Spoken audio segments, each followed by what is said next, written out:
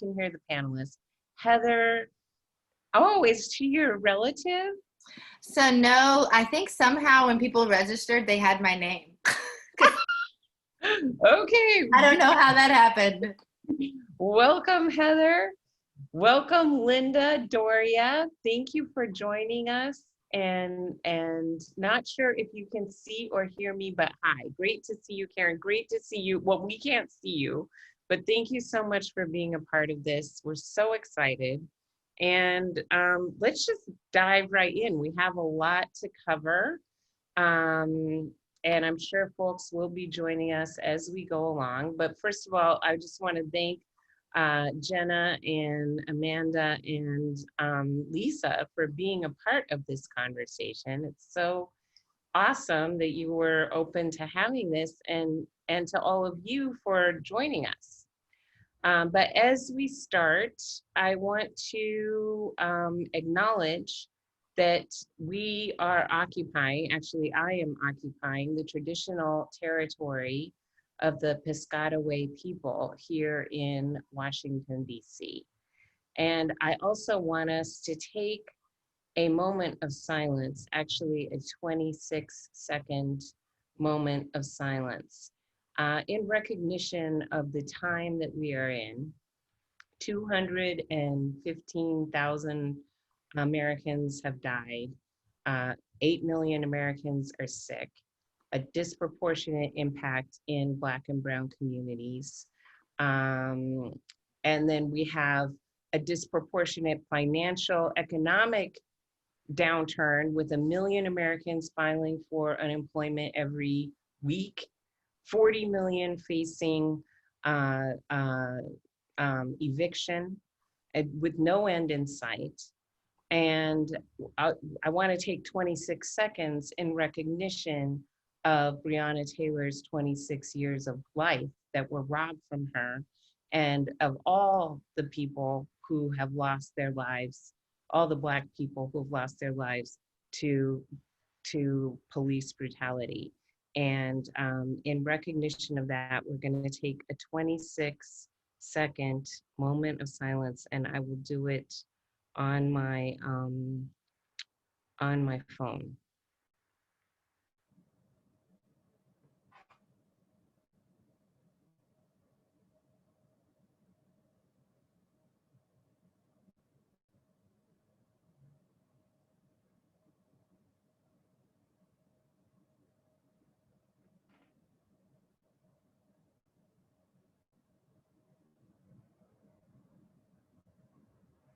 Say her name.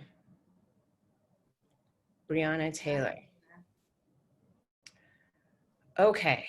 I am actually in DC to protest Amy Coney Barrett's confirmation to the Supreme Court that today the Senate Judiciary Committee scheduled the vote for, and Senator Dianne Feinstein gave Lindsey Graham a big hug.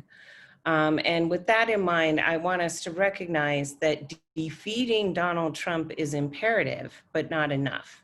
We need to end white supremacy and patriarchy and build a vibrant, multiracial movement toward our collective liberation.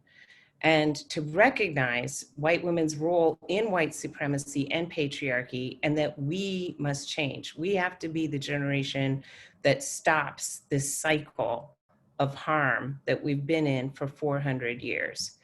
And with that in mind, we'd like to ask, what community agreements do we need to have tonight so that we can have a productive conversation? What do people need to have? And it typically, the RACI Conversations core values are love, learning, action, and accountability. So I would offer those as community agreements. And I don't know if anyone else, if there's anything other additional agreements that we would need to have in order to have a productive conversation.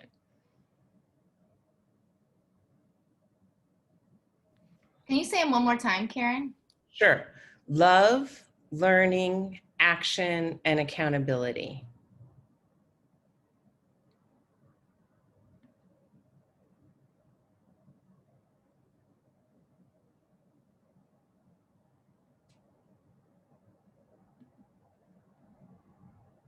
Does that work for everybody?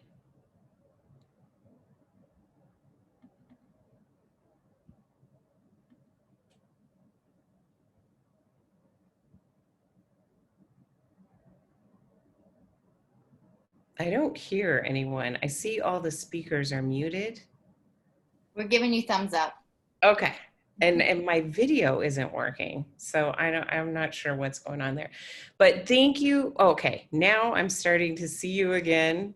And I just want to let folks know that we are recording this conversation because we want to be able to share it later on with other folks. So but we won't be downloading the chat or anything like that. There won't be any, the folks who come into the chat will not be part of the recording. So I did get a couple other people say they're having trouble getting in. I wonder if there's like another link that we could just send. If you want to maybe pass it to Lisa or you could play around in the back end and see if you could send directly the people who registered a link. They're getting looped through Eventbrite somehow. Oh God, I'm so sorry, y'all. Yes, I'm gonna put it, should I put it in the chat? I think if you're able to go in the back end of Zoom and email all of the participants from Zoom the link, that would be the best, that would be the most direct. Okay. Because the people who are trying to get in aren't gonna see the chat. But I don't have their emails from Zoom. Zoom does. Huh? Zoom does. If you go into the registration in Zoom, Zoom has it. Okay.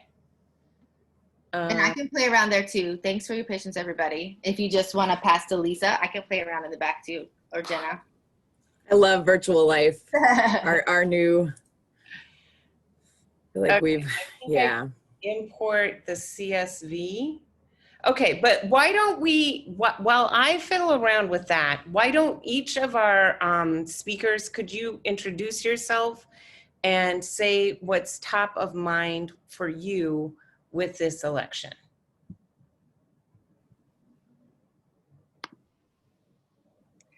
Jenna or Lisa, why don't you go first? Because we're going to play around in the back. Go ahead, Lisa. Okay. Hi, everyone. I'm Lisa Perry. I'm located in Florida, and I'm currently the Women's Constituency Director for Florida for All. So no pressure down here. But what's top of mind for me right now is making sure that we not only show up as white women and vote, you know, in the right direction to support our progressive values, but that we do it early and we do it in numbers that are going to be undeniable. This is like, we have to get out there, we have to do it early, and we have to bring all of our friends with us. So I'm super grateful for everyone who's joining tonight. I think that, you know, we have a lot of work to do in the future, but right now we have to take action on a very short timeline, and I'm very grateful. So I'm going to pass it over to you, Jenna. Thank you. So what is top of mind? I mean, like 10 quadrillion things, and also like just one thing, right? Like the survival of us and this some level of organization to help us structure and live our lives in this plot of land between the Atlantic and the Pacific Oceans. I just need someone to sort of govern the speed limits, so to speak. And I'm, you know, not that that's all, but just this idea that we have to live in some sort of functioning process and some sort of blueprint that can make sure that we have ERs and paved roads and elementary schools for our kids. And so, you know, I feel like that's a 30,000 foot perspective of like, well, I just need to like save the business of America, whatever that is. But when, you know, I get really esoteric, I'm most concerned about like casual diplomacy. I'm most concerned about November 4th. I don't know why I feel like I've turned a little bit to like just thinking about November 4th now, which is just about how we're going to engage and step into complicated conversations with each other and the people in our cul-de-sacs and the people in our apartment buildings and the people in our congregations. And I I am really concerned about how we piece ourselves back together, because in a way I'm very, very, very, very biased about who I want to end up in the White House, but it also in a way doesn't matter, because we have to, as a society, as a people, find our way back to each other. And it's the real work is going to be on November 4th, right? Like, of course there's policies, of course there's positions for people in power, but like, it's about us more than anything. And that's what I'm laying in bed looping on at night. And I'm going to just say thank you for that. Like, I see you coming on, Amanda. I didn't know if you're back yet. Oh, no, go ahead. Okay. I just want to say thank you for that, because that's so real. I run in my normal life an organization called the Common Ground Project. Florida is a very purple state, you know, our neighbors next door, we have very different viewpoints. And I'm actually like working on a piece right now about how we exist as neighbors, you know, moving forward in the country, and civil dialogue, and just restoring that peace. So I'm super grateful you brought that up. No, I mean, just to echo that, like, Lisa, like, that's our work now. Like, yeah, get your absentee in, wear your damn mask, go vote, like, whatever your plan is, do it, pay attention. But like, it is now about having that conversation with your in-law and your boss. And like, that's what you got to start gearing up for. So that's where my head is. So yes, Lisa, good job. I love that Common Ground Project. Thanks. Okay. Well, you know, yeah, you ready? We good? Well, I was just going to say, we are recording this. We're definitely learning that Eventbrite and Zoom don't love each other so much. So there are, so Jenna, we should keep that in mind for our next event. But we are recording this. So let's just keep moving, friends, and everybody who's here is here, and that's great. And we'll record it and send it out to everybody after this, no matter what. So why am I here, and what's at stake, I think was part of the question. What brings me here? I'm going to talk a little bit longer because I feel like I want to right now. I feel like there's so many things that bring me here. And I want to echo Karen's framing at the beginning. And I know she didn't get to do all of it, but that even in us being here just as white women, like, we recognize that that's also in and of itself problematic and also necessary. And so I just want to claim and name at first that, you know, white spaces in and of themselves aren't the way that we fully move towards collective liberation. However, they really are needed sometimes, and such is a time as this, because we have not been having the conversations that we need to have with each other. And that's part of the reason that we are here in this moment right now. So I'm really both grateful for and sad about this conversation. You know, I'm grateful for it because I despise that 53% of white women voted for Trump in 2016 without actually probably a lot of them internalizing it or thinking about it for themselves. And specifically because I am a minister, I'm an ordained Baptist minister, and I work at a church here in New York. White women tend to disconnect their faith from the voting booth. And I'll talk about that a little bit more in a minute. So I'm grateful for this space to have this conversation, and I'm sad that it's 2020 and we're here having this conversation with still so much more work to do before us. I'm sad that we're having to even say the name Donald Trump when we understand that he is just a symptom of the much bigger diseases that plague our country and our lives. But I am a pastor, I mentioned that, so I'm not gonna stop with the sadness. But when I think about, you know, what's at stake for me and what brings me to this conversation, it really is saving faith and saving people's morality. I'm a Christian pastor, that's my specificity, but much of the time that I talk about faith and values, those are universal across our Abrahamic traditions. Many of the white people in my life who vote for Trump cite religious reasons. I wonder if that's the same for you. You know, if it is, you could put that in the chat or cite some of the things that people use to say as reasons that they vote for Trump. But I hear, you know, I actually want to save Christianity. I want to save the unborn babies. I want to save this Supreme Court. I want to keep prayer in school.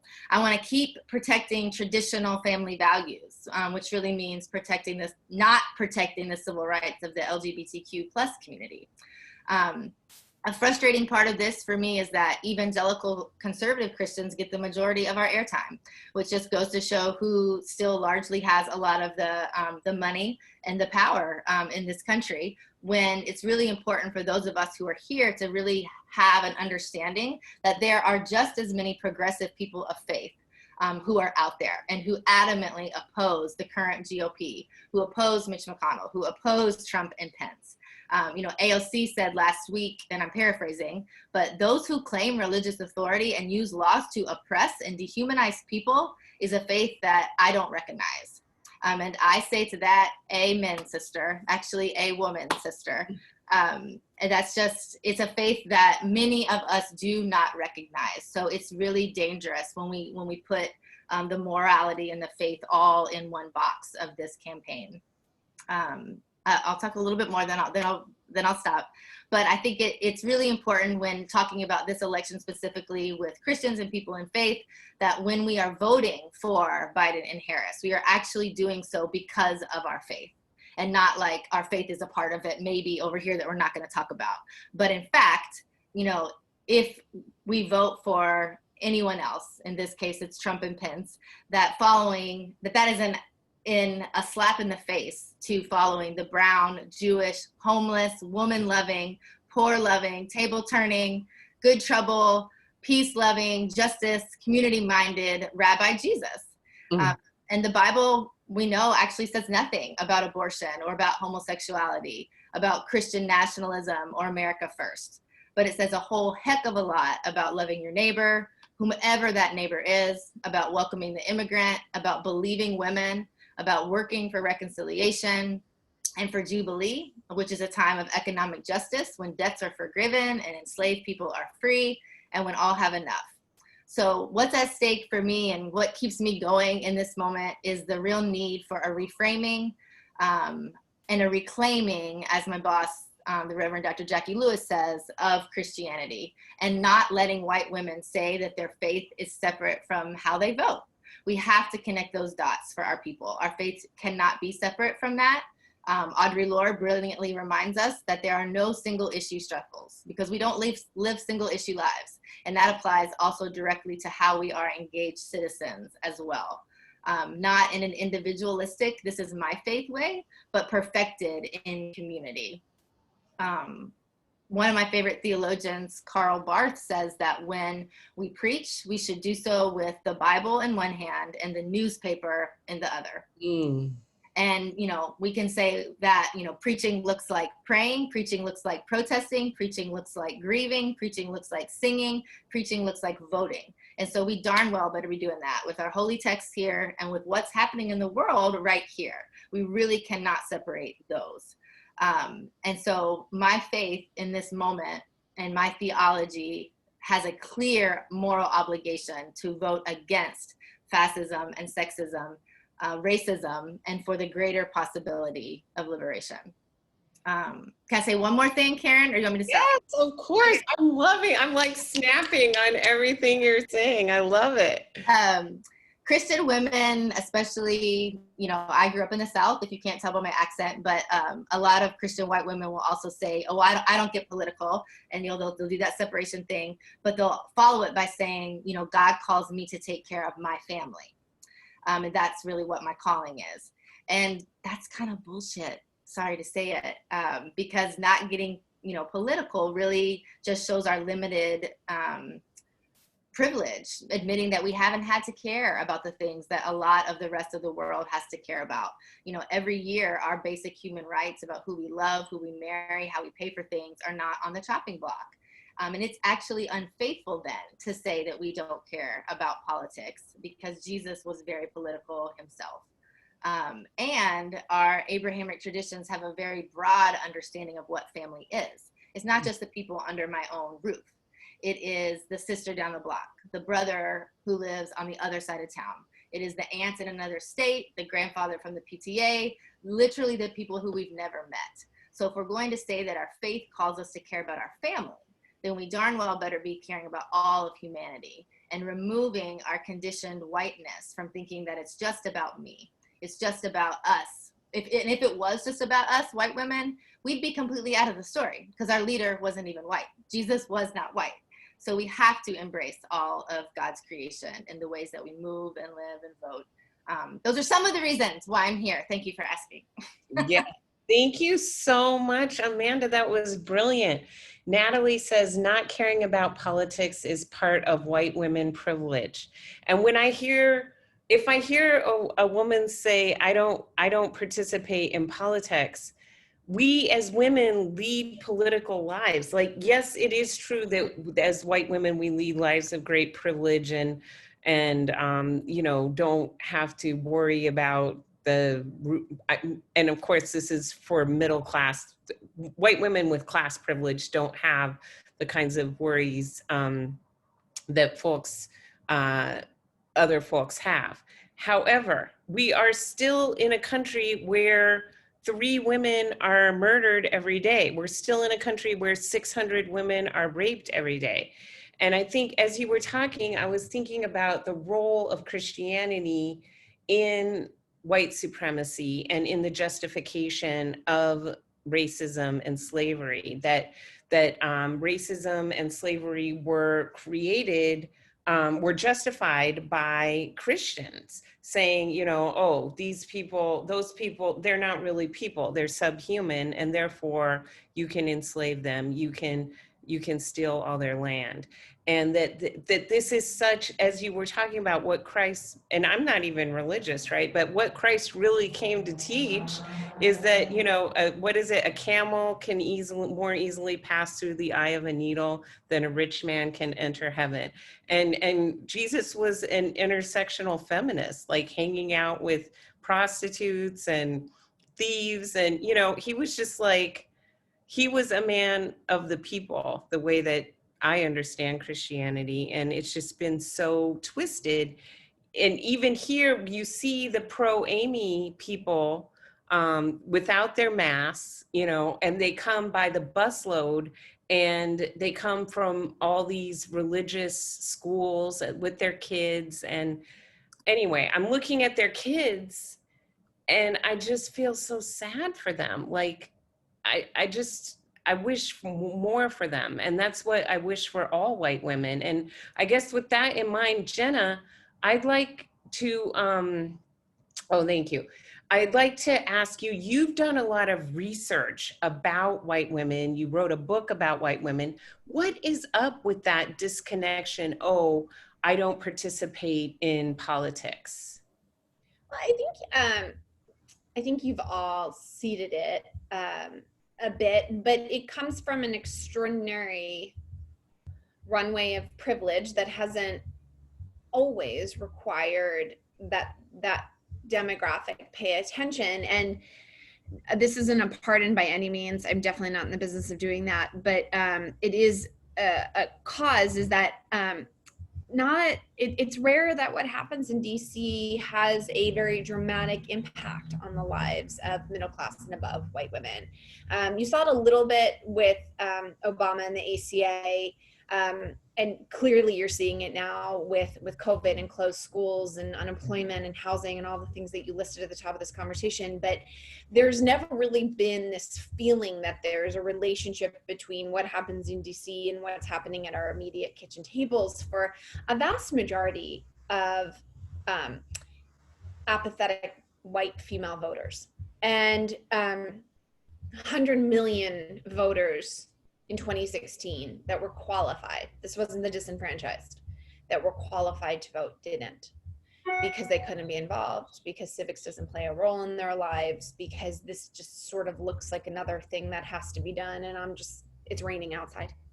And so it comes from this place of privilege, lack of connection with what's happening in the rest of the world to my to-do list, right? Like everyone's to-do list is, I don't know anyone who has like a spare minute in their 24 hours a day, or who's like working on their hydration. Like everyone's busy, everybody's slammed. So right, exactly.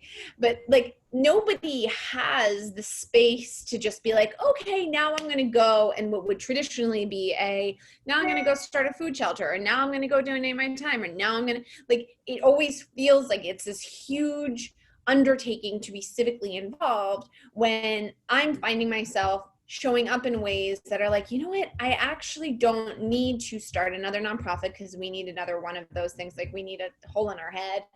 But this idea of like morphing who we are in this exact room that we're sitting in. Like I keep saying, this whole front lines is at the tips of your toes already. It's in the biases that you hold. It's in the excuses that you're making for your son. It's how you're channeling, your resources. It's how you're not calling out your husband's boss when he makes, a passive aggressive comment about having enough diversity in the firm because whatever cognitive acrobatic he's performing for himself.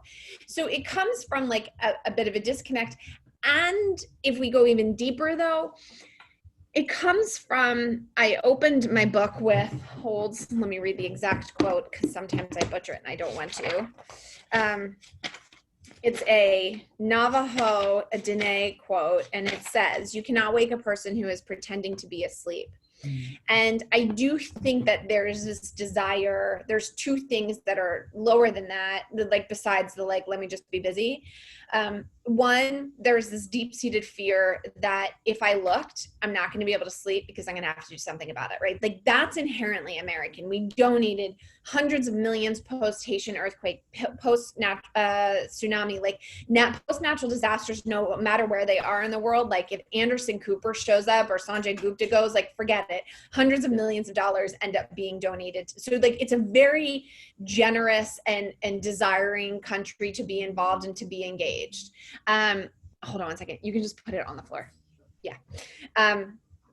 Dinner just arrived. But the other thing is that I think there's a fear that I won't actually know what to do.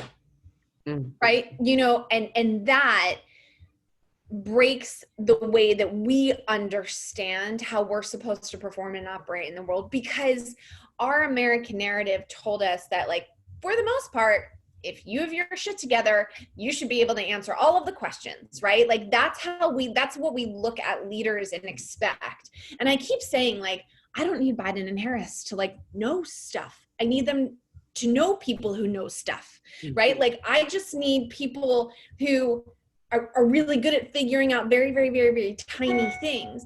But we never let ourselves sit in the I don't know-ness of the world, right? I don't know this in my relationship with Christianity. I don't know this in my relationship with the very complex subject of, pro-life, anti-abortion. It's incredibly nuanced. And like, you're allowed to try to split hairs and then walk away and be like, I don't know. You're allowed to do that, but we never invite that in. So when I call it moral ambiguity in the book, like when you're faced with a like very complex moral decision, like, well, I want the woman to be able to make her own decisions because she already has 2 other mouths to feed and she has 2 jobs and she can't and I also don't want to terminate pregnancies because it can be hard to reconcile both. You go, forget it, back to the Netflix series.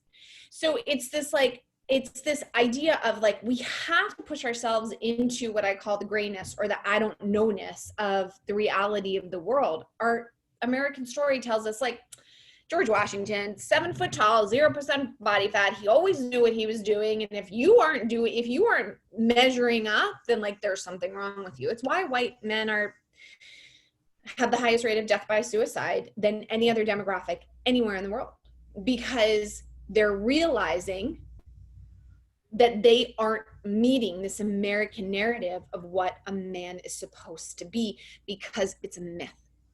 It doesn't exist. I could go on, but I'll stop. This is great. As you were talking, I was recalling, shortly after the election, I read an article by a sociologist who studies rural white people in Wisconsin, and she's been studying them for years, and they voted for Trump.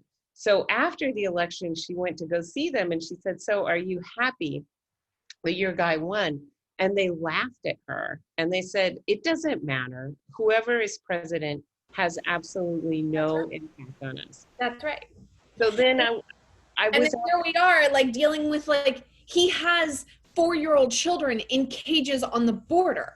So it's like, doesn't impact rural Wisconsin, 4-year-olds in cages on the border. Like, getting that into the same metric is hard.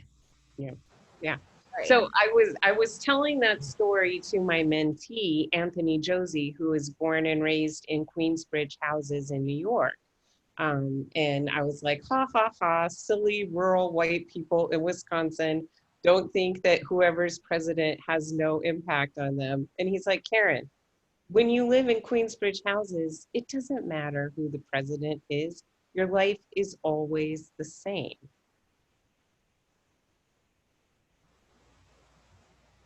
And I thought that was a really interesting observation. And That I we wish have- that, Pardon? sorry, I was just going to take that one step further even. May I? Yeah, go. That not only is my life the same, like same cups, same mess on the kitchen table, like whatever it is, but I'm looking, so many of us, it's the human instinct, but it's really the reckoning that Americans are having today, are looking for personal salvation. Mm. They're looking for, they're done hating themselves, Mm-hmm. right? Like it's been like jean size, and it's been size, square footage of your home, and now it's your follower count, and now it's like there's a lot of metrics that just make us feel awful. So like you can put someone that's so inspiring and promises the world in the Oval Office, like one of the three of you, and after inauguration, I'm still going to feel like this about who I am. Mm. And so the sameness isn't just the logistics of my healthcare bills and my cell phone bills and my insecure job. It's how we feel about ourselves. Mm. And that, I think, is what we see just like coming up from the soil in ways that is like desperate to be attended to. Yeah. And then I come back to Malcolm X, who taught you to hate yourself. Here he was talking to Black people, but you think about the roots of patriarchy and what white women were brought to this country to do and to be, which is to produce white heirs and teach them how to maintain white supremacy so we can keep this system going. And in exchange for policing everybody else, we get to be in number two, but never have true equality or power. But we do get access to nice material things. And that becomes the focus of our life. And the whole thing with dieting and being so focused on manners and other people's perceptions and being nice and all of this. Don't ruffle the feathers. Don't talk about sex. Don't talk about politics. In this extremely violent patriarchal society, where sexual assault is rampant, domestic violence is rampant, alcoholism, you name it. 10th most dangerous country in the world for women, behind Syria. Yeah. No. Because 1 in 4 women face domestic violence because of our labor and delivery rights and because of our access to voting. The 10th most dangerous country in the world. And yet we pretend like this is some kind of free and equal society. This is a fantastic conversation, but I want to tap into Lisa. Lisa, I know you, because you're very involved in politics. Mm-hmm. You really have access to the research on what is driving white women voters. And could you talk about that? The women who voted for Trump in 2016, what is top of their mind as they head into the 2020 election? You know, I think a lot of what we're talking about right now is starting to really surface for women in a way that hasn't before. And I'm just listening to this conversation like, yes, all of that, our social constructs of who we are, like your reality that we make for ourselves, right? We create this world, and because of maybe what wasn't able to like be seen before, or people have even subconsciously removed from their world because they're living in a privileged space. And not all white women do live in a privileged space, right? But the thing is that I think right now a lot of the issues are starting to land in our laps due to the pandemic, due to this just like raging out of control administration. And we're starting to see this in a way that we can't ignore right now. So what I see, you know, across the board is that women are really starting to resonate with the safety is a huge issue, right? Safety for our children, safety for ourselves, safety for our families. Whether it's your, you know, your aging mother who you're worried about like protecting from COVID, or your children who are in virtual school, you know, all day long, or whether, you know, a lot of folks have been working unemployed. I can tell you a story of a woman down here. She was a lifetime Republican, and she, you know, had several jobs, has like 8 kids. This woman is like a superwoman, and she lost her job after the pandemic, and really started to note, like it landed in her lap what it was like to struggle and what it was like to, you know, worry about these safety conditions. And now she's running for office as a Democrat in Florida. I'm like, she's crazy, you know, and I just support her. yeah, exactly. Like her name is Kelly Johnson. She's awesome, and she's in Pinellas. But yeah, so I think, you know, what we're seeing right now is just that reality of what pulls at our heartstrings and the humanity, and what we, you know, have been probably as a lot of privileged white women have been able to ignore, or even if that's been subconscious. Like I think that we're starting to see that we're not able to do that anymore, and we're running out of places to run away, right? Like where are we going right now? You know, because it's really something that we all have to deal with. And I think that people are starting to really process some of the injustices that Black and Brown communities have faced for this entire country's existence, right? And it's, you know, it's a wake-up call in a lot of ways. So I think that, you know, I think women and the innate nature of kind of like the white woman's caretaker self, I think that's really starting to land, and people are concerned, you know. And I think, Jenna, you're right. Like a lot of people want to see us just get the train back on the tracks. It doesn't have to be someone who has to know everything, has all the answers, you know. There's not like this like blazing superhero that's going to come in and save us all. But I think that we want to see some sort of stability back in the country. And I think that we're realizing, you know, whether it's from a Christian or a religious-based perspective, you know, like we can no longer identify just because of a party affiliation with the deterioration of the values of our country. And I think that a lot of women are really starting to see that. And so we're seeing, you know, the tides turn. And I think that, you know, it's encouraging, but I also agree that we have to continue that with dialogue. It's not, you know, cool. It's divisive to talk in social circles about politics. But what I do, a lot of my work with the Common Ground Project, is I will sit down. I'm most interested in sitting with someone who has opposing views that I do. It's like, great, I can sit down with people who agree with me all day long. What, yay. But I love sitting down with, it's, you know, it's like a challenge in a way, but I have amazing dynamic conversations. Like we had a vigil after the El Paso, Dayton, Ohio shootings. And, you know, I had every elected official, like 8,000 speakers, beautiful event. And then afterwards, we went across the street to have a drink afterwards and just, you know, kind of celebrate a successful event, debrief. And the bartender was a gun owning like hunter in Florida. And we got into this like amazing conversation with him. And I was thinking to myself, like, I need you up on the stage, you know, like I had everybody up on the stage that just agrees. But after that night, I mean, now I'm like friends with the guy, like we're all, you know, I bounce ideas off of him and stuff. And so I think dynamic conversation is possible. And I think that bringing that into our lives in a way that doesn't have to always end in like this angry fight around the Thanksgiving table or whatever it is, you know, like, I think that it's possible to create change. And I think that we're starting to really see that in the country right now as women. I'm So. hopeful. Yeah. Amanda, what would you say? Someone said on here, I hear from my conservative friends, why can't we just get along? Why is everything so divisive?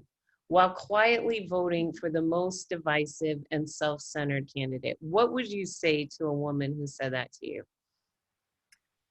Yeah, that's a great question. And we hear that all the time, right? I mean, I think we could all probably put in the chat right now that we've heard that. And I think that goes back to, I think the way I phrased it was, I don't like to get political. Like, let's just stay away from that. Let's just all be friends and, you know, not talk about it because my faith isn't related to that or anything else. And I think my response to that is, wow, that's a really nice, a nice perspective and privilege that you're able to have by like just imagining that we can all be hunky-dory and not push the envelope and not talk about things that really might not affect us personally at the surface, but in fact we all named here that actually white supremacy and the patriarchy hurts even us. And I think that's really the place that, you know, we have to get to with white women. Is like, you're actually also being hurt in this world and in this country. Like, you're not living up to the full potential that you could be living up to either in this. So I would just say back, you know, that I challenge, you know, why you're saying that and why you're so afraid of conflict or of a difficult discussion or of a daring discussion. That doesn't, it's not a threat to me. You know, why are you threatened? Why are you threatened by that? I think I would kind of push back right there and then just focus on how even that ability to just want to stay harmonious and peaceful is really privileged, and that's not something that everyone in the world can have. I know you probably have another question too, Karen, but I'm so interested in the wisdom of this group and the people here in the chat on kind of that rub that Jenna brought up. It's like, how do we connect? And I'd love to hear how you all have been successful in this. How do we connect, you know, the white woman who is not understanding how she also is connected to the child who's locked in a cage? Like, because I'm just here around my table and trying to protect my family and my job, and that doesn't affect me at all. I'd love to hear, you know, Karen, Lisa, or Jenna, like when you've been able to make that connection with someone, what has that looked like and how have you done it? I mean, I think that's the really hard part, is how do you get someone to care about something that they don't feel any connection to?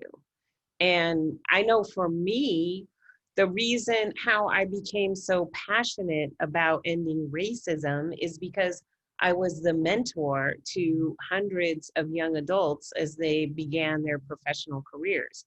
I've also worked almost my entire career in majority people of color organizations, reporting largely to women of color.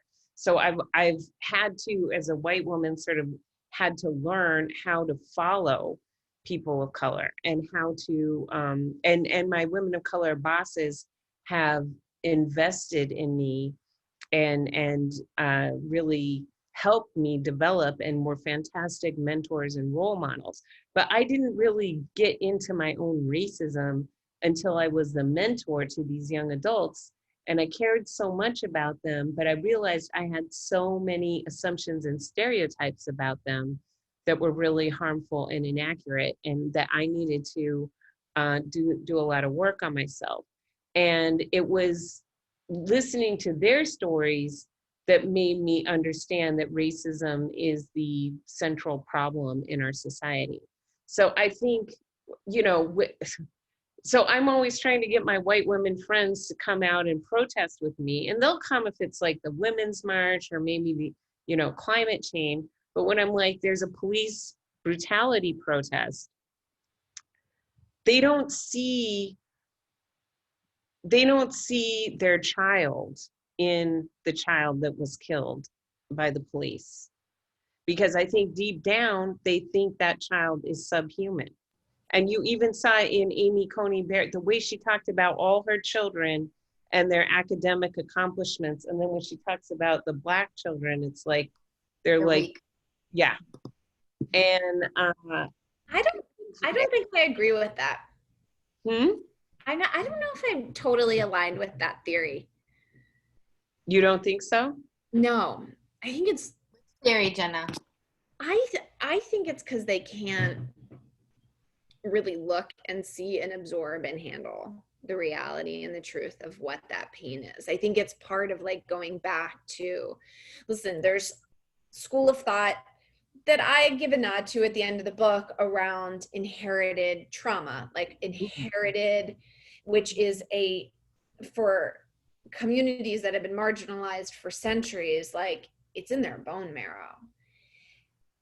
I think there's also, and there's only like a couple people talking about it because only a couple people kind of should, but my hunch is it will get a little bit more attention, is that everyone, both the perpetrator and the victim, experience trauma when trauma is committed. And so I'm of the school of thought that very privileged, primarily white men have inherited perpetrator-induced traumatic syndrome. And I think that is also coming up to the surface. It's why the self-hate here in some of these communities is visceral. It's why we see people working so hard to hold cups that say liberal tears, because they're like, anything not to look at myself. And when Amy Cooper wasn't dehumanizing Chris Cooper, of no relationship, the bird watcher, her actions did. What she was doing, in my opinion, is she was trying to save herself from herself. Because she's been a straight A student. She got the job, she checked all of the boxes, and she's cut corners her whole life. I've taken my dog off leash plenty of times when I wasn't supposed to. I've driven over the speed limit. I butted lines at the airport, and all of like my most privileged, toxic place. Hold on one second.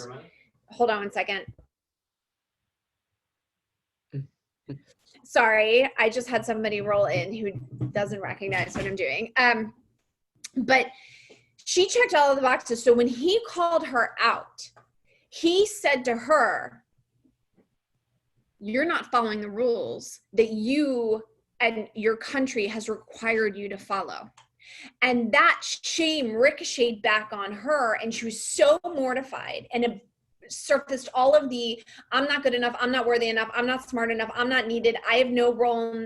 And her only way to protect herself from herself was to call 911, which is a violent act as far as I'm concerned. So I don't think it was a dehumanizing of Chris. I think her actions absolutely jeopardized his life.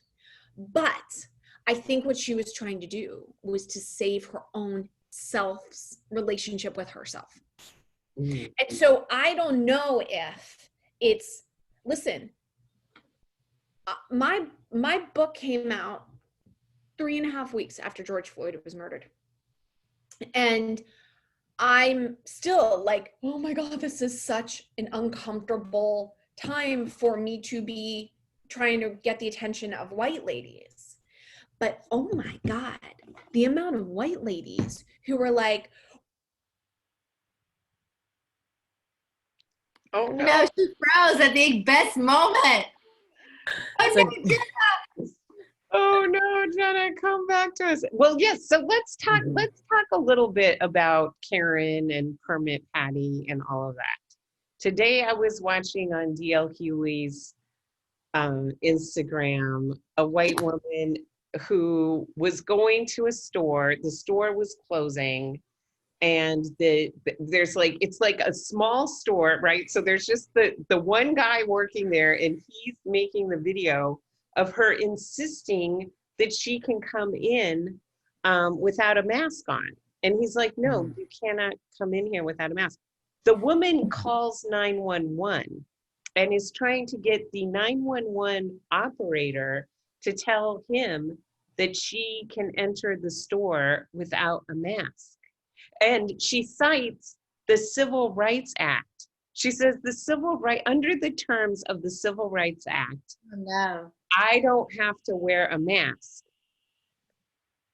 And honestly, like, when I look at these white women doing this, to me, it is such, you look at the look on their face. They are so miserable. They look, they look like they haven't had sex in like forever. They're so alone. They seem so alone. And they're like, they're starved for some kind of attention, and they think, what have white women been rewarded with for policing? Okay, if I do what the patriarchy wants me to, I will be rewarded with tiny amounts of power. And somehow they think that calling the police is going to get them some kind of reward, something that they want. I don't know. What do you think about Karen and Permit Patty? You know what, I think that you're right, and this is like kind of piggybacking off of what Jenna was just discussing, is the fact that, you know, we have to look at ourselves in the mirror, and we have to do self-evaluation, which is also why COVID has been incredibly hard for a lot of people, is because we're stuck with ourselves in a lot of ways, right? And so I think that when, you know, you see, there's several ways that it manifests, but you see it, you know, rising in kind of this visceral anger. You can see that, right? And you can see this like lashing out. And then also there's this like oblivious kind of everything is perfect lane too, that sometimes it's taken like, oh no, like not my perfect like bubble that I'm in. And, you know, I wouldn't let anyone know, like on social media, right? Like everybody's lives are always perfect on social media. Nobody's ever posting like my day was a like shit show and, you know, what my room really looks like.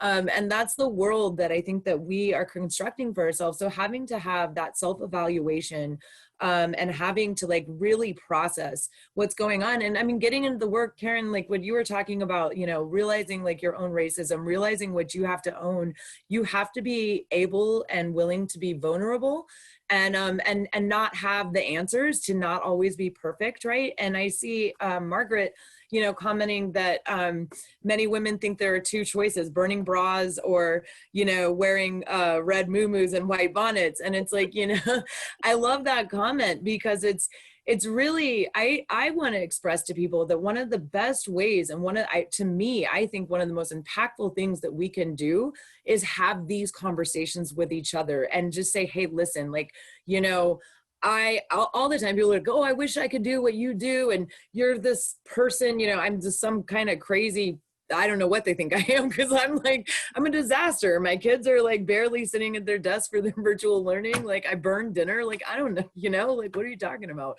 And also, but like, you don't have to necessarily be level 10, and you don't have to do nothing. But I think the most important things we can do is to have that self reflection, and then to have our conversations with our friends. And a lot of us in relational organizing, we do it differently. Some people blast it all over social media and they're just screaming it from the top of the mountains. And then some people are whispering to each other, you know, in line. And I think what we all need to do is look at how our social networks work and realize where those opportunities are to open up the conversation. You know, and it's one thing to sit in a very comfortable space and say and think that you're making an impact because you're mad, right? Like I talk to women, and especially white women, all the time, who are just, I'm enraged, I can't believe this, it's, you know, and then it's like a feeling of, I feel good, and it's almost like you're feeling your own love tank, right? With that, like that you're a part of it, the billionaire tear cups, right? And I think that a lot of times we have to realize that we owe it it's not just to, you know, communities that you might not relate to some of these issues, but you owe it to yourselves, and we owe it to the future to have that, to liberate all of us, right? To liberate ourselves from some of the like that residual, like our own oppression, right? Like, and we don't bother to ever realize that or talk about it. And I think that that's really important. And now I've forgotten what the question was. So hi, Jenna, welcome back. But Jenna's back, and she left us with like a frozen, like fists up, ready to save the world. It was And so good. I don't even know if anybody remembers the last thing she was saying. She was talking about the mindset of Amy Cooper. And Natalie says, we exhibit domination when we feel out of control and a lack of love. And you think about what white supremacy is. It is a system of domination and subordination upheld by interpersonal violence. And I agree 100% with what Jenna was saying. I don't see you, Jenna. Are you back? She's here. Oh, cool. I agree 100% with what you said, Jenna, that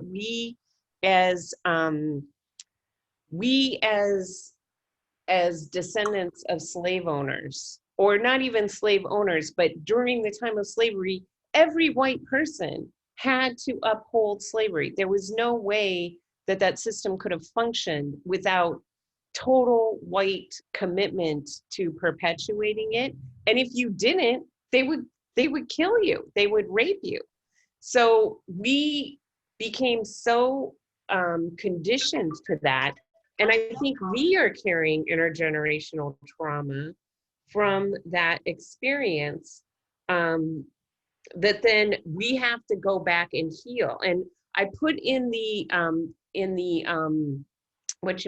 put in the chat links to two Black and Indigenous activists who I support, and I know we didn't charge for this call tonight, but if you can, if you could give to these two women, and one of them is a Black single mom, and one of them is a Native Alaskan woman. Her name is Sweetwater Nana. And I highly, highly recommend going on Sweetwater's retreat, where one of the things that she had us do, or her workshop, she had us go back in time and confront our ancestors about their role in this whole thing. And that to me was very, very healing of quieting that part of that, all of the fear of reprisal that I am carrying intergenerationally, from that time, which I do believe we carry in our bodies. Mm-hmm. I think we're, in a lot of ways, blind that we're still upholding that, right? Like a lot of white women that I speak to, we're talking all the time, like, oh, these like horrible, like, no, I'm not racist. No, I don't participate. Like that would never be, I'm not, in any of that's not me.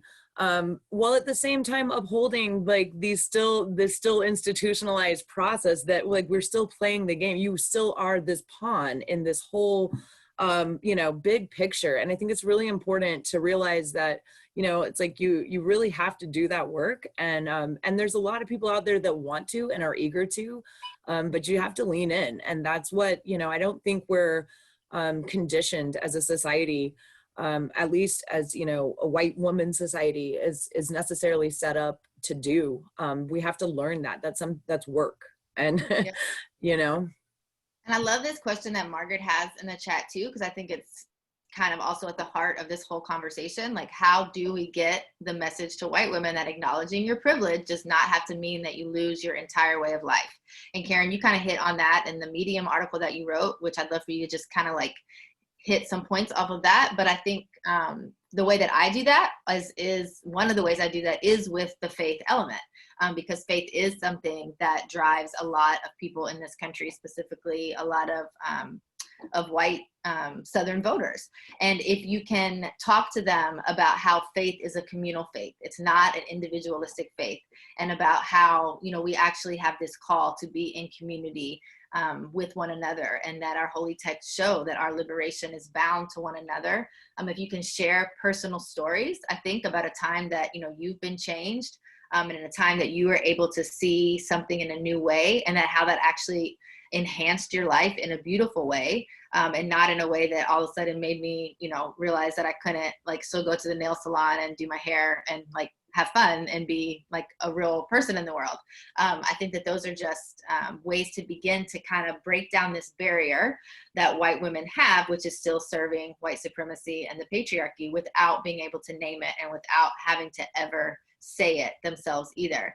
And then, Karen, that goes back to your point. There's just at the very beginning, which is just so true, that also as a country, we haven't named in an open, well way, the way that Christianity itself has perpetuated white supremacy and capitalism. And I know that Jenna's book also has points in there on that too, and the decolonization that is necessary for us to be able to move together. And doing that in conversations.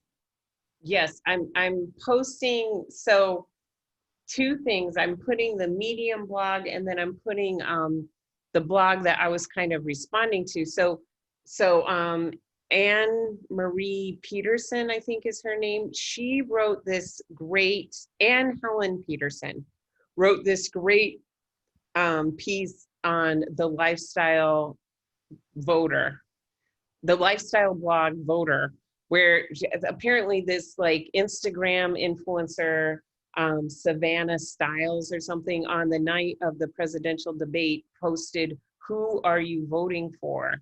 And women could comment back anonymously. And more, this is what I'm so scared of with this election.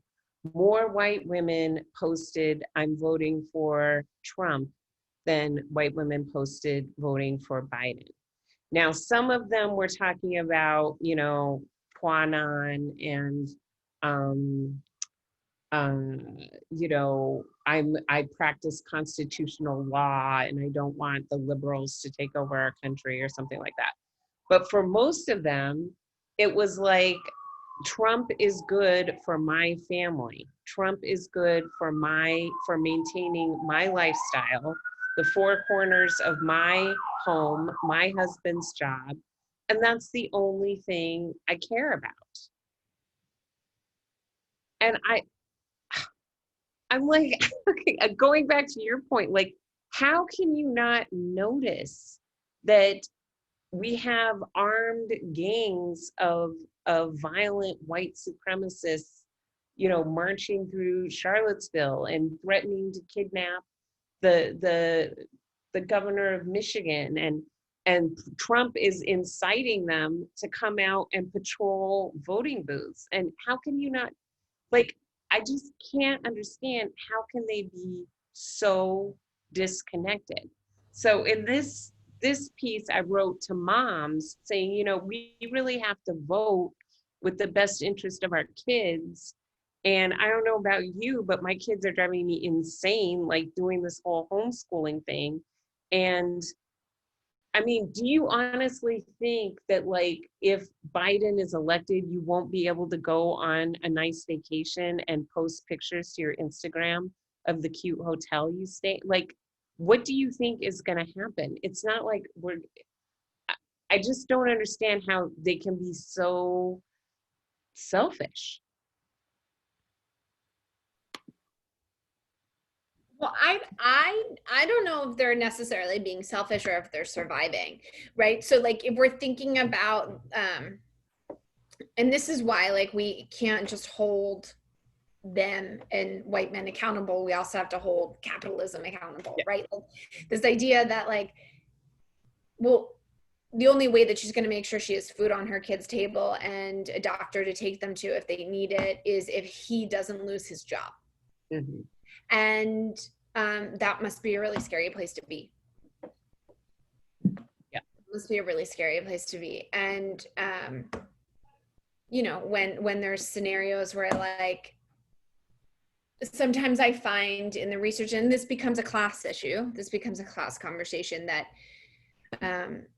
but like you but it's much lower socioeconomic strata that have this, where it's like, well, I do have to choose whether or not my kid has the food in their mouth versus somebody else, right? And I make that argument that, like, all Americans would take one of those cardboard trays of croissants from Costco and send it over to Yemen if they could. They would like take the food off their kids' plates and send it off to Yemen, and their kids, you know, they wouldn't feed their kids for a day if they could, you know, like.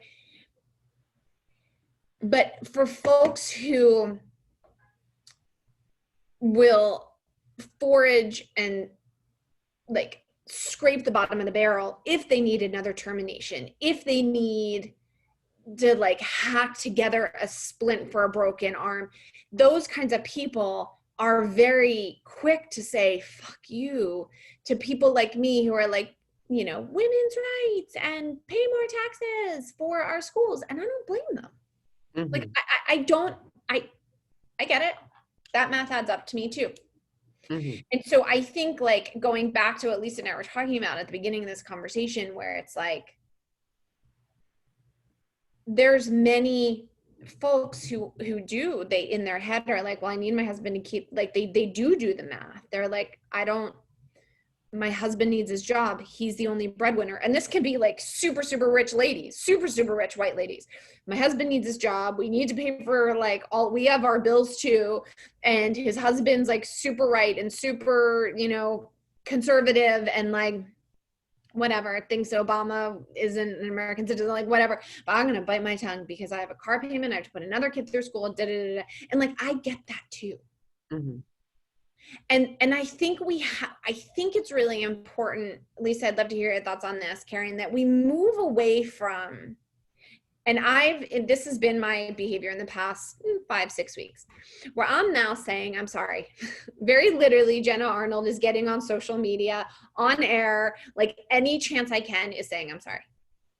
Because I've done a very effective job over the past 3 years making anybody who isn't in my same financial, socioeconomic, lifestyle, whatever it might be, feel like an idiot. Mm. I have been so quick to be like, what do you mean kids on the border? What do you mean? Like, I've made them feel like an idiot. And the whole time they're pinching pennies, and the whole time 1 in 4 of them are getting their ass kicked by some man in their life. Mm-hmm. And so I've just shown up reminding everyone that they are as bad as they fear they are in their own head. Mm. So I look to Lisa, I don't know if that grin is like you're totally disagreeing with me or you totally agree, but I actually think it is now my job to be like, oh, I fucked up. I've been telling you you're all idiots without having any appreciation for your truths, for your realities, for your fears, for all of your things. So I'm going to stop making you feel stupid for not being able to see that you need the ACA. Mm-hmm. And I'm going to do whatever it takes to make sure your kid has the healthcare they need. Yeah. Like that's the thing. I'm over here smiling because I'm like, yes, I've gone on that route as well myself. And I also know that, like, when I sit down and I have conversations with people, and I think that when we all go into conversations, we, can have that like kind of righteous viewpoint of like this whole, like, you're stupid, like, what is wrong with you, kind of attitude. And because I am like that all the time. I just I am often like that. But that being said, like I've learned a lot. When you start with listening, right? Like when you go into the conversation and people really want to be seen and heard. All of us do. All of us want to be seen and heard. And when you can go in, maybe not with the answers, maybe not from this, like, I'm waiting for you to finish talking so I can insert how, right I am, or my viewpoint, or whatever it is. You sit down at the table to have like a real authentic conversation. I mean, I've learned a lot, and I've realized, so like I've been saying to people, we've got like a 20% of folks that are on the left, super loud and super progressive, 20% of folks on the right, super loud, super conservative. There's like 60% of like normal everyday Americans, right, that are trying to just put food on their table and take care of their families. And we have a hell of a lot in common, and we don't even realize it unless we bother to like come to the table with this like a less judgmental, let's just say, like, and I'm not perfect. I try, and then I'll, the next morning wake up and start throwing things at my TV again and screaming at everyone. So it's not a perfect thing, but I totally agree with you, like 100% on that. We have some awesome comments in the chat from Reza. I hope I'm pronouncing that correctly. And Reza, you can put in there how to pronounce it. People have to be reminded that the greedy few are hoarding the cake while the rest of us are fighting over crumbs. We need to come together and get the cake. And not only are we fighting over crumbs, but we are taught to hate ourselves, that there is something wrong with us, that all we're getting is the crumb, that we are the reason. It is our fault that all we have is the crumb, and we have to keep changing ourselves in order to have more. So I totally agree with that. The level of income inequality in our society right now, totally unsustainable. And Margaret Pride says, how do we mobilize and motivate young women to get to the polls? I've encountered women who go to Black Lives Matter marches and say their names. They believe Trump is garbage, as a garbage person, but they are not excited about Biden and are thinking of sitting this one out. They don't see voting as an act of self-defense. And Reza says, Margaret, voting is relief, harm reduction, while we fight for greater goals. And I do want to get to this, the millennial white woman, because we know from the 2016 voting analysis that millennial white women was the only group of, the only generational group of white women not to vote for Trump in the majority. Millennial white women hate Trump, but are they going to turn out and vote? Millennials are the largest generation in American history. They have the numbers to change everything, but will they stand up? And I also argue a lot that there's never been a generation of white Americans who stand as much to benefit from dismantling white supremacy as white millennials, because it's just simply causing white millennials harm too. When you talk about subprime mortgage lending leading to the economic downturn, leading to terrible job market, leading to student loan debt, the tie-in to mass incarceration, and now millennials can't buy homes because after all of that, BlackRock and Jared Kushner swooped in and bought up all the homes. So anyway, let's talk about the millennial white woman. How can we get her to the polls? How can we get her to choose a life where she rejects patriarchy and white supremacy before she gets sucked into it? TikTok? Just kidding. I posted my first TikTok video today. My kids Oh created. my gosh.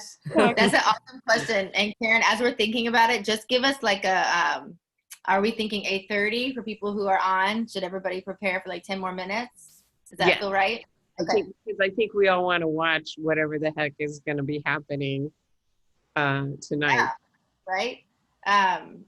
Yeah, so I don't have the initial answer on how to get the millennial woman from not being racist and upon to the patriarchy, but I think we've already put wisdom in the space, right? Like I think we've said that this idea of listening is important, and also recognizing that just in the same way that Black people aren't monoliths, neither are white people.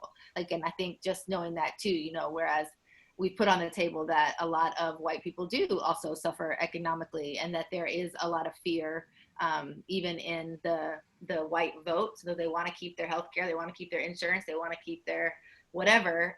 But there's also a lot of wealth. Like, and we can't deny that also in the way that wealth has been distributed in this country. We know that white women hold a much more wealth than other women. And so I think that we also have to hold that truth as we think about the collective that we have to keep in mind as we're moving the needle, that we have that responsibility as well to recognize that we have, you know, because of all of the redlining and grants and everything, we have been given much more, even if not every individual white person has been a recipient of that. As a whole, we hold that much more. I think that has to be part of the conversation as well.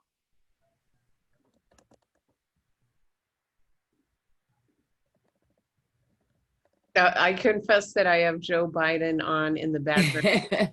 It's the ratings. Is he already on? I thought it started at 9. No, it started already. Oh my! Oh, we should go. Oh Should we all end with like a word of what's our like final word to get us in our last 19 days? Like, how can we, whatever you want to say for your last word to motivate these women who are here with us, knowing that we have work still to do. Let's do that. Shamaya. Hi, Shamaya. I'm so glad you joined us. Shamaya is down there in Arizona, really doing a lot of work with Michelle Obama's initiative to get the voters out. What was I going to say? A final word. I just want to ask everybody. Oh, Seeing White by Seen on Radio. Yes. Yeah, it's a good one. Resource. I would just like to ask everybody on here to contact our friends, contact people in our network, our relatives, try to reach 5 white women who you don't think are going to vote and persuade them that their vote matters and that they need to get to the polls, and try to contact women who supported Trump in 2016 and present to them why they should not, persuade them why they should not repeat it.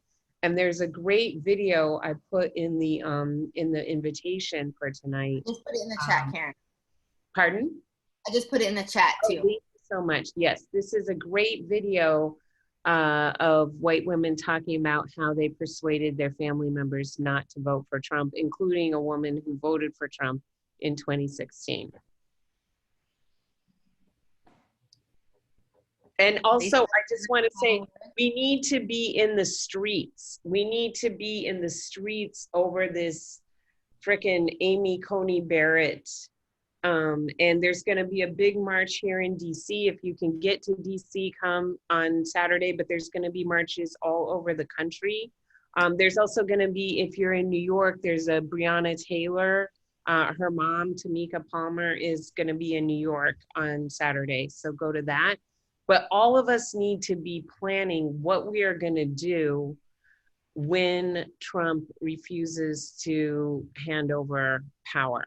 And the only way we're going to get him to stop is by, you know, mass civil disobedience. So I'm going to put in the chat how to stop a coup. So that's the last word.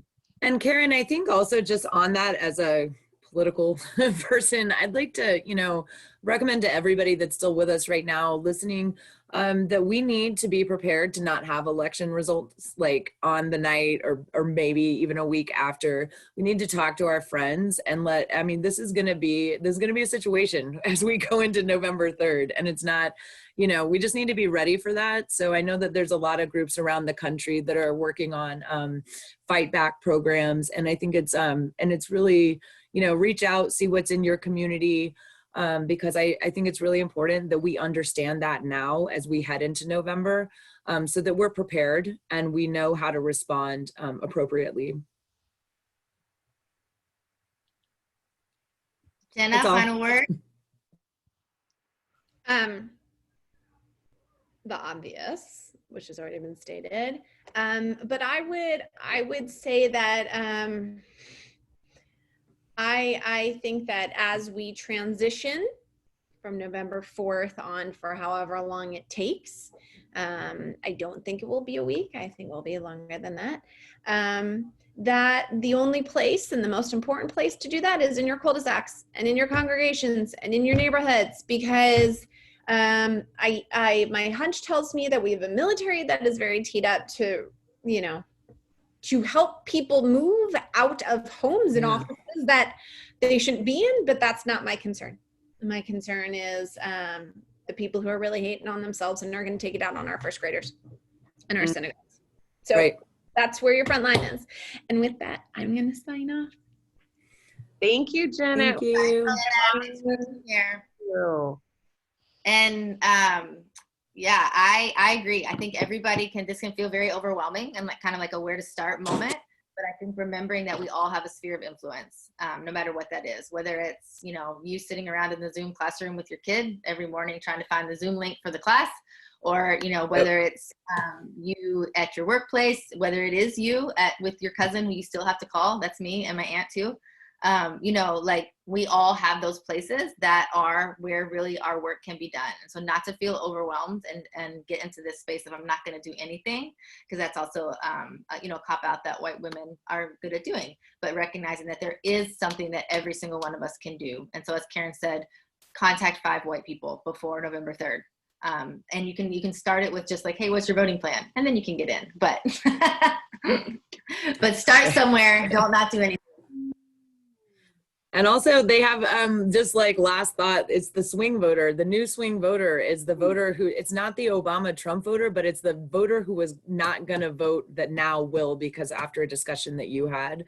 So look for those people too, because they are out there, and you know, we've talked about it tonight, but it's, you know, if you're not voting for yourself, find someone else to vote for, right? Find some other reason to vote. Like can we just vote? Like all of us vote. That's it. But really, I mean, I think that's our biggest challenge is to reach out and get your friends and their friends to make that plan and make sure it happens. And happens early. I can't stress early. Karen and Lisa, why don't we also just put ways to stay in touch with us if people want to in the chat? And then, you know, reach out to us if you're interested in hosting like another listening circle or a conversation before November 3rd, like wherever you are. We'd be happy to help facilitate that and put something else together if that seems like something that you still want to do now or after November 4th, because the work will only continue. Thanks everybody for coming, and I'm so sorry that I'm glad you don't feel lonely in Red Hot, Utah. Yay! Yay! And I'm so sorry there was issues with the link, but we'll make sure that we send this recording out to everybody who registered. So. And I'm from Wyoming, so I know what it's like. I feel you. Yes, so the best way is on LinkedIn to keep in touch with me, or at Fleshman Karen on Twitter. And you all have my email address from the thing. Yay. Lisa and Karen, thank you. Everybody, thank you. Thanks. Awesome discussion. Save the recording. That'll be the like. Yeah, save the recording. I'm going to hit pause, I guess, or stop recording now. Thank you, Margaret. We'll find you on Twitter. Thank you. Thank you. Bye, everybody. Bye, everyone.